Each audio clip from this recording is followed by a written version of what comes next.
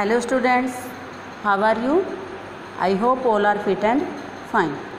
In last video we were doing about the green revolution and today we will do will the land sustain. जो हमने last video में किया था, हमने green revolution के बारे में किया था कि किस तरह से ग्रीन रेवोल्यूशन हुई है और जो हमारा प्रोडक्शन है वो कैसे इंक्रीज़ हुआ है। बहुत अनएक्सपेक्टेड इंक्रीमेंट हुई है, इंक्रीज़ हुआ है प्रोडक्शन, बहुत ज़्यादा इंक्रीमेंट हुई है उसमें। तो अब हम देखेंगे विल द लैंड सस्टेन, क्या जो लैंड है वो इसको सहन करता रहेगा, किस चीज़ को, ठीक है, किसको सस्टेन करना है। मींस जो लैंड की फर्टिलिटी पावर है वो डे बाय डे कम होती जा रही है। Got it? क्योंकि हम क्या करते हैं, ग्रीन रेवोल्यूशन जब हुआ है ठीक उस टाइम पे क्या हुआ था कि अच्छे सीड यूज़ हुए हैं, ठीक है, पेस्टिसाइड यूज़ हुए हैं, केमिकल्स यूज़ किए गए हैं। किस लिए यूज़ किए हैं? हाई प्रोडक्शन के लिए। तो उनका इफ़ेक्ट जो हमारी लैंड है उसके ऊपर हुआ है, ठीक है, लैंड के ऊपर हुआ है। लैंड के ऊपर होने की वजह से जो फर्टिलिटी पावर है वो कम होती गई। कम होने की वजह से क्या हुआ, हम जो हमारे नेचर के ऊपर इसका इफ़ेक्ट पड़ेगा, फर्टिलिटी पावर कम होगी, उत्पादन कम होगा, एक टाइम के बाद जो प्रोडक्शन है वो कम हो जाएगा ना। तो लैंड है वो सस्टेन नहीं कर पाएगा। अगर लैंड को सस्टेन करवाना है तो हमें क्या करना होगा, हमें अपनी जो लैंड है उसकी केयर करनी होगी, हमें एनवायरनमेंट की केयर करनी होगी ताकि जो हमारा प्रोडक्शन है वो इसी तरह इंक्रीज़ होता रहे और इसी तरह डेवलपमेंट होती रहे एग्रीकल्चर में, ठीक है। अगर हम पेस्टिसाइड यूज़ करते रहे,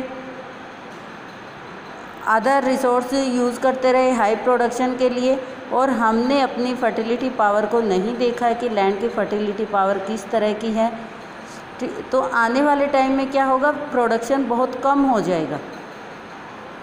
रीज़न क्या है, जो फर्टिलिटी पावर के लिए हम क्या करते हैं, हाई प्रोडक्शन के लिए जो केमिकल यूज़ करते हैं, जो पेस्टिसाइड यूज़ करते हैं, वो क्या है, प्रोडक्शन तो इंक्रीज़ कर देती है लेकिन उसका जो इम्पैक्ट है वो किसके ऊपर, हमारे अंडरग्राउंड वाटर के ऊपर होता है और इसके साथ ही हमारे इन्वायरमेंट के ऊपर भी होता है।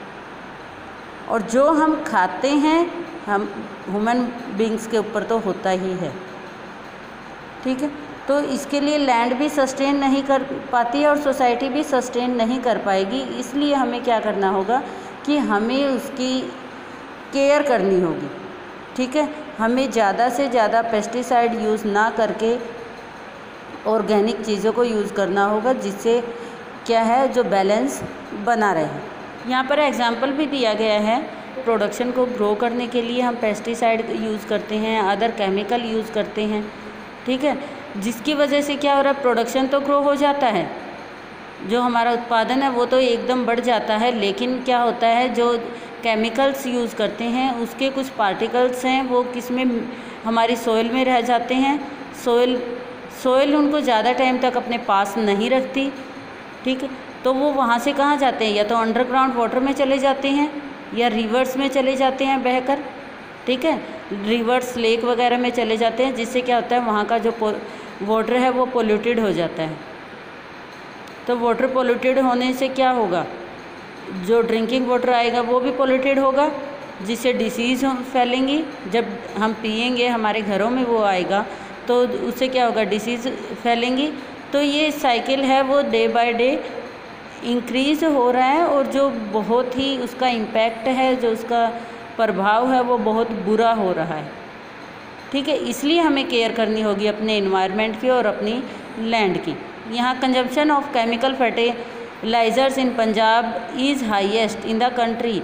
सबसे ज़्यादा जो फर्टिलाइज़र हैं वो यूज़ किए जाते हैं, केमिकल यूज़ किए जाते हैं, वो कहाँ पर किए जाते हैं, पंजाब में किए जाते हैं।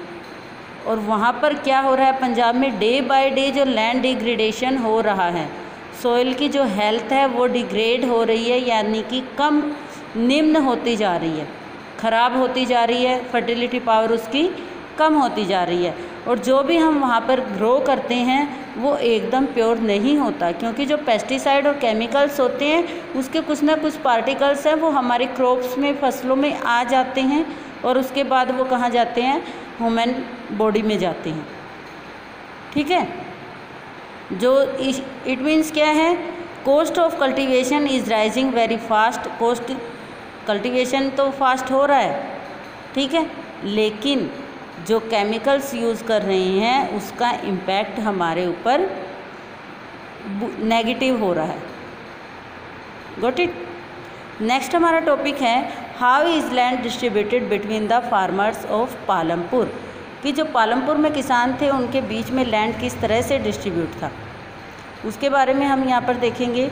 तो हमने टोटल फैमिली की थी, टोटल फैमिली कितनी थी पालमपुर में, 450 फैमिली थी।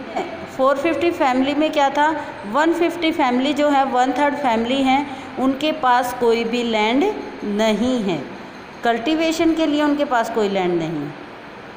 ठीक है, जो रिमेनिंग है फैमिली हैं, 240 फैमिलीज़ हैं, कल्टीवेट स्मॉल प्लॉट, उनके क्या है, उनके पास छोटे प्लॉट्स हैं, छोटा एरिया है कल्टीवेशन के लिए, और छोटा कितना है, लेस देन 2 हेक्टेयर्स, 2 हेक्टेयर से भी कम है उनका साइज़। ठीक है, जिसके ऊपर वो कल्टीवेट करते हैं। उसके बाद हम देखेंगे, यहाँ पर एक एग्जाम्पल देख लेते हैं। पहले यहाँ गोविंद की फैमिली का एग्जाम्पल दिया गया है। एक फार्मर है जिसके पास क्या है, 2.25 हेक्टेयर्स है। ठीक है, एक किसान है उसके पास क्या है, 2.25 हेक्टेयर्स लैंड है। ठीक, ज़्यादा बड़ा लैंड नहीं है, लेकिन उसी की हेल्प से क्या कर रहा है, वो कल्टीवेट कर रहा है और सस्टेन कर रहा है, अपनी जो लाइफ है उसको स्पेंड कर रहा है इजीली। लेकिन आगे क्या है, उसके भी 3 बेटे हैं। ठीक है, जब उसके 3 बेटे हैं तो क्या होगा, लैंड है डिवाइड हो जाएगा, तो क्या हो गया, they did not live very comfortably, तो वो अच्छे से वहाँ पर जीविका निर्वाह नहीं कर सकते। ठीक है, यानी कि वो अच्छे से सस्टेन नहीं कर सकते, क्योंकि जो लैंड है वो बहुत कम है, और कम होने की वजह से जो उसमें प्रोडक्शन होता है वो सफिशिएंट नहीं है। एक्स्ट्रा इनकम के लिए जो अदर मेंबर है, फैमिली मेंबर है, वो काम करते हैं। उन्होंने एक बिफेलो भी रखी हुई है, जिसकी वजह से कुछ ना कुछ उनको इनकम मिलती रहे।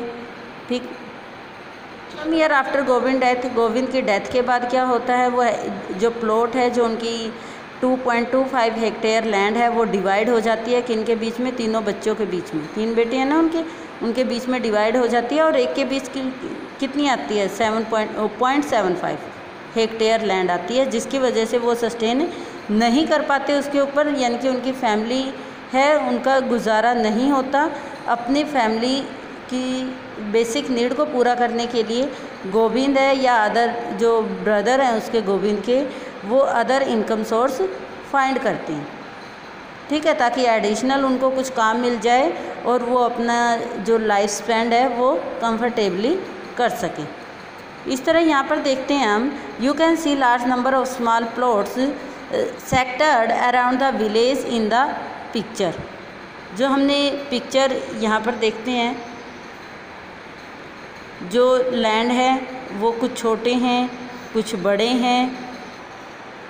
जो ये छोटे बड़े लैंड है वो किन के पास है, वो 60 फैमिली के, पालमपुर में जो अदर 60 फैमिली हैं, हमने 150 अलग की हैं, 240 अलग की हैं, तो 60 फैमिली है वो मीडियम क्लास है, तो उनके पास है जो लार्ज फार्मर हैं और कल्टीवेट करते हैं इस लैंड को, और कल्टीवेशन के लिए उनके पास जो लैंड है वो कितनी है, मोर देन 2 हेक्टेयर, यानी कि 2 हेक्टेयर से ज़्यादा उनके पास ज़मीन है।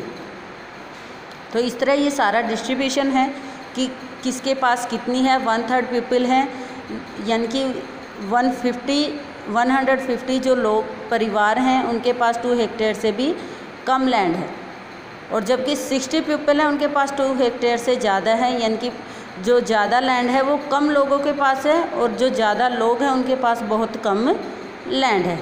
यहाँ पे डिस्ट्रीब्यूशन है वो इक्वल नहीं है। सी दिस डायग्राम, इस डायग्राम को देखो, इससे हमारा क्लियर हो जाएगा कि जो कल्टीवेटेड एरिया है, कृषि योग्य भूमि है, और नंबर ऑफ़ फार्मर जो किसान हैं। ठीक है, यहाँ पर हम देखेंगे जो कल्टीवेटेड एरिया है ब्लू है, यानी कि यहाँ पर कौन है, 2 हेक्टेयर से कम लोग हैं, इसके ऊपर कर रहे हैं, खेती कर रहे हैं, कल्टीवेट कर रहे हैं इसको। ठीक है, इसको दिखाया गया है 2 हेक्टेयर से कम, और येलो है 2 हेक्टेयर से ज़्यादा है। इसके ऊपर की 64% एरिया है वो 2 हेक्टेयर से ज़्यादा है। ठीक है, अगर हम इसको देखते हैं इसके बाद इस डायग्राम को, तो 20% लोग हैं, पॉपुलेशन है 20%, वो किसके ऊपर कल्टीवेट कर रही है, इस पार्ट के ऊपर। यानी कि 20% पीपल के पास कितनी लैंड है, 64% लैंड है। ठीक है, और जबकि 80% लोगों के पास कितनी लैंड है, 36%। आई थिंक आपको समझ में आ रहा होगा कि जो वहाँ पर कल्टीवेटेड एरिया है, जो टोटल कल्टीवेटेड एरिया है उसका 64% किसके पास है, 20% लोगों के पास है विलेज के, और जो 36% एरिया है वो किन के पास है, 80% के पास है। ठीक है, तो इसके ऊपर डिपेंडेंसी क्या है, जो कम एरिया के ऊपर डिपेंडेंसी ज़्यादा है। ठीक है, यानी कि इस एरिया में लोग है ज़्यादा काम करते हैं। ठीक है, ज़्यादा लोग हैं इसके ऊपर डिपेंड, कम एरिया के ऊपर, तो इट मीन्स उनकी जो बेसिक नीड है वो भी पूरी नहीं हो रही होंगी। और जबकि जो इस एरिया के लोग हैं, ये एरिया ज़्यादा है, इसके ऊपर 20% है, तो इनके पास क्या, इनको क्या है, प्रॉफिट ही होता है। ये लैंडलॉर्ड हैं, बड़े लार्ज फैमिली हैं, तो इनकी जो इनकम है वो ज़्यादा है। तो जो ये वाले लोग हैं, 80% लोग हैं, वो अपनी लाइफ सस्टेन करने के लिए, जीविका निर्वाह के लिए क्या करते हैं, अदर सोर्स ढूंढते हैं इनकम के, कि उन्हें अदर किसी भी सोर्स से इनकम हो सके। यानी कि काम के लिए कोई दूसरे ढूंढते हैं, या शहर में जाते हैं नौकरी के लिए, छोटी मोटी नौकरी करते हैं, कोई शॉप पे काम करता है, कोई क्या करता है, कैटल रखता है, पशुपालन करता है। ठीक है, तो ये अदर सोर्स करते हैं ताकि उनकी जो लाइफ है वो स्मूथली कंफर्टेबली रन कर सके। ठीक है, इसके बाद हम यहाँ इस पिक्चर में देखते हैं, इस पिक्चर में अलग अलग सोर्स बता रखे हैं कि लोग किस तरह से, जो मेथड है वो बता रखे हैं किस तरह से काम कर रहे हैं। फर्स्ट पिक्चर में है कि लोग खुद ही जो हार्वेस्ट कर रहे हैं।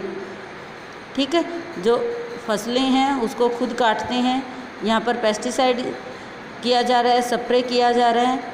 और यहाँ पर क्या है, प्रिमिटिव सोर्स है, खेती में प्लगिंग के लिए प्रिमिटिव सोर्स यानी कि बुल का यूज़ किया जा रहा है।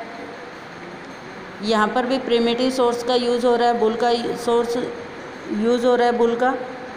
इसमें क्या है, बीज बोने के लिए क्या किया जा रहा है, ह्यूमन पावर का यूज़ किया जा रहा है। और नेक्स्ट हमारा इसमें आता है, इस पिक्चर में क्या है, मॉडर्न टूल्स यूज़ हो रहे हैं।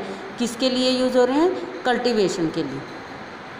ठीक है, खेती के लिए क्या है, आधुनिक जो यंत्र हैं उनका प्रयोग किया जा रहा है। तो ये सारे पिक्चर से क्या कंक्लूज़न निकलता है, इससे यही है कि पालमपुर में जो कल्टीवेशन की जाती है उसमें डिफरेंट टाइप के सोर्स यूज़ होते हैं। नेक्स्ट हमारा टॉपिक है, who will provide the labour. इनकी जो हमें लेबर है वो कौन प्रोवाइड करता है, कि जो श्रम की व्यवस्था है वो कौन करेगा। ठीक है, इनकी जो लैंड है, 80% लोगों के पास तो लैंड बहुत कम है, और जबकि 20% लोगों के पास क्या है, लैंड बहुत ज़्यादा है। तो वो 20% अपने 64% के ऊपर खुद तो नहीं करेंगे, जो वर्क करना है, फार्मिंग करनी है, तो उसके ऊपर लेबर का वर्क है वो कौन कर रहा है। जो 64% लैंड है उसके ऊपर जो काम करने वाले हैं वो 20% है। तो इट मीन्स क्या होगा कि जो ज़्यादा लैंड है उसके ऊपर काम कौन करेगा, जो लैंडलेस पीपल है वो काम करते हैं, वो एज अ लेबर वहाँ पर काम करते हैं, जिसकी वजह से क्या होता है, उनकी रिक्वायरमेंट है, यानी कि उनकी जो बेसिक नीड है वो थोड़ी फुलफ़िल हो जाती हैं। ओके, और इसमें यहाँ क्या बताया है कि medium and large farmer hire farm labour to the work on their. और इनको कौन हायर करता है, जो मीडियम फार्मर हैं और लार्ज फार्मर हैं वही लेबर को हायर करते हैं, क्योंकि जो स्मॉल फार्मर है वो खुद ही खुद ही अपने खेतों में काम करते हैं। ठीक है। Farm labour come either from landless family और family cultivating small plot land. Unlike farmers, farm labour do not have a right over the. जो फार्म लेबर्स हैं और जो लैंडलेस पीपल हैं या जिनके पास प्लॉट बहुत कम है, यानी कि बहुत कम लैंड है एग्रीकल्चर के लिए, वो दूसरे किसानों के पास काम करते हैं। जो लेबर क्लास है वो क्रॉप ग्रो करेगी उनके लैंड के ऊपर, यानी कि जो लार्ज फैमिली है उनके लैंड को वो यूज़ करते हैं, उसके ऊपर ग्रो करते हैं क्रॉप्स को, और उसके बदले में क्या पेड किया जाता है, उनको वेजेस दे दिए जाते हैं। ठीक है। Wages can be in cash और any kind, example crop, sometime labour get meals also. जो वेजेस दिए जाते हैं उनको, जो उनको मजदूरी दी जाती है, वो कई बार क्या होता है कैश में दी जाती है, लेकिन कई बार ये क्या होता है डिफरेंट टाइप में होती है। जैसे उनको क्रॉप्स दे दी, बदले में उनको अनाज दे दिया, या अदर जो मील्स हैं वो उनको दे दिए और उनको वो वेजेस के रूप में कट हो जाते हैं। यानी कि उनकी जो पेमेंट है वो कई बार कैश होती है और कई बार बाय ग्रेन होती है, क्रॉप्स होती है। Got it.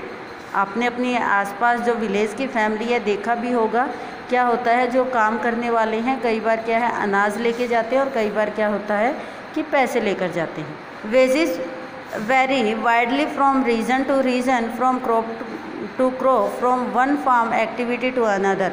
तो जो वेजेस है वो वेरी करते हैं कि फसल किस तरह की है, ठीक है, उसके ऊपर भी डिपेंड करता है कि क्रॉप किस तरह की है, एक्टिविटी किस तरह की है, कि उसके ऊपर काम क्या कर रहे हैं हम। तो ये डिफरेंट एक्टिविटी के ऊपर डिपेंड करता है। इसके साथ और क्या किया जाता है, there is also a wide variation in duration of employment, और इसमें भी बहुत अंतर होता है रोज़गार के टाइम पीरियड में। ठीक है, क्योंकि खेत में काम सीज़न के टाइम पर ही खेतों में काम किया जाता है, बाकी rest of time they will be unemployed. क्या होंगे वो, बेरोज़गार होंगे। जो सीज़न का टाइम है उस टाइम पे उनको काम मिलेगा, और बाकी का जो टाइम रहता है उसमें क्या है वो बेरोज़गार हो जाएंगे। This is sufficient for today. Next topic we will do in next video. Thank you.